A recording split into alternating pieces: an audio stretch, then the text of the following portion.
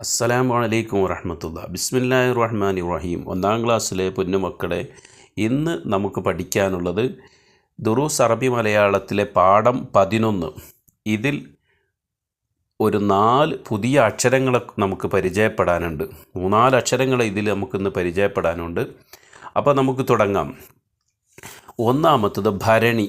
നല്ലൊരു ചിത്രം നോക്കൂ. ഭരണി.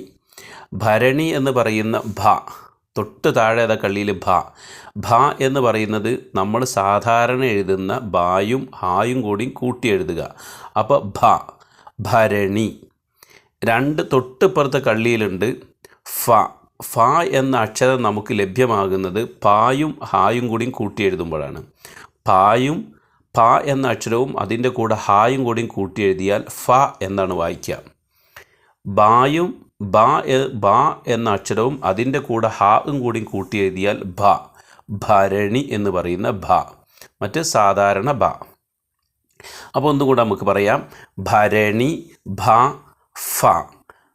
ഭാരം, ഭീരു, ഫലിതം. ഒന്നുകൂടെ. ഭരണി ഫ. ഭാരം, ഭീരു, ഫലിതം, അത്ഭുതം. തൊട്ടിപ്പുറത്ത് വരൻ്റെ തൊട്ടിപ്പുറത്തുള്ള പദം അത്ഭുതം, സഫലം, സ്വഭാവം.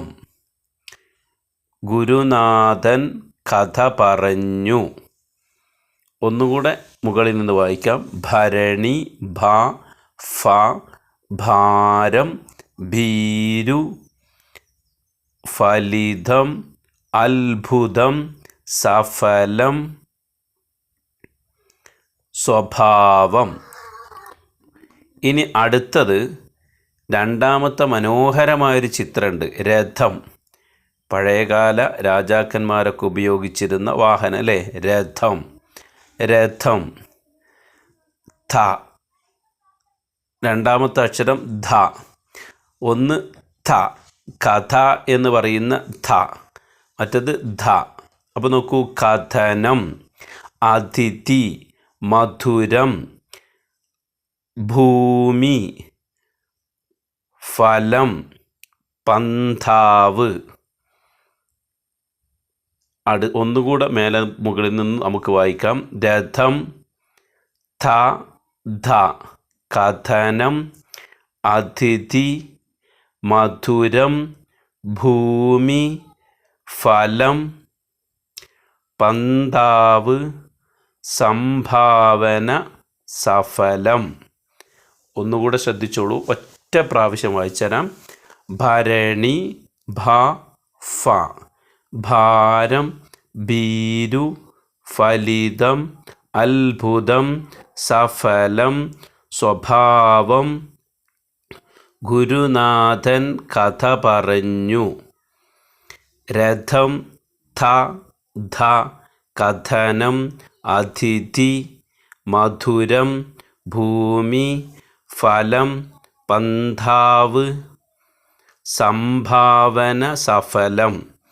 ഇനി താഴെ അറബി മലയാളത്തിൽ എഴുതാം.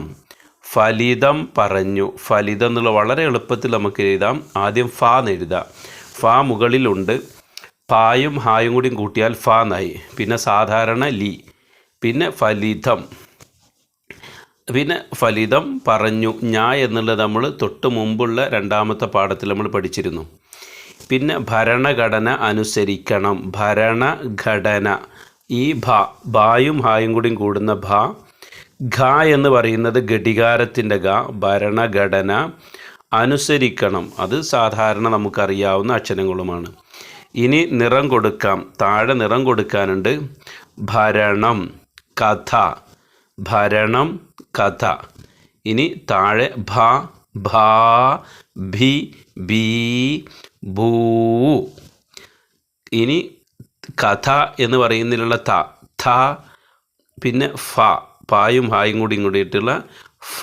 പിന്നെ ദായും ഹായും കൂടിയിട്ടുള്ള ധ. അപ്പോൾ വളരെ ഭംഗിയായി എല്ലാവരും പഠിക്കുക, പരീക്ഷ എഴുതുക, നല്ല പോലെ വിജയിക്കണം. അപ്പോൾ നിങ്ങൾക്ക് ഇഷ്ടപ്പെട്ടെങ്കിൽ ഇതൊക്കെ ലൈക്ക് ചെയ്യുക, കൂട്ടുകാർക്കൊക്കെ അയച്ചു കൊടുക്കുക. എല്ലാ പാഠങ്ങളും ഈ ചാനലിൽ കിട്ടും. അപ്പോൾ ഒന്ന് സബ്സ്ക്രൈബ് ചെയ്ത് വെച്ചാൽ മതി കേട്ടോ.